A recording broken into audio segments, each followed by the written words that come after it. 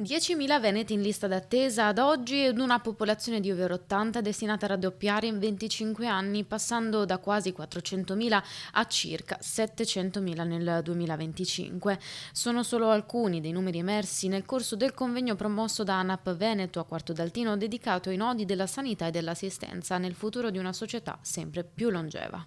In un paese e in una regione che invecchiano, la politica deve mettere questo tema al centro. Per questo ANAP Veneto chiede con forza alla nuova giunta regionale di tornare a istituire due assessorati distinti. Bisogna veramente ritornare come una volta, avere due assessorati, perché è troppo importante. Promuovere dunque una cultura dell'invecchiamento attivo che non si limiti all'assistenza ma favorisca la partecipazione, la prevenzione e la dignità della persona. Confidiamo ancora, seppure le speranze si stanno riducendo, di trovare un accordo con la Regione, di poter organizzare al meglio l'assistenza territoriale veneta.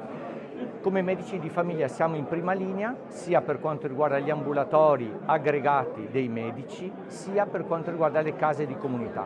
Mancano almeno 600 medici di famiglia in Veneto e altri lasceranno entro il 2027, ma se si guarda al futuro i giovani stanno abbandonando la professione all'ingresso e durante la scuola, circa il 20%.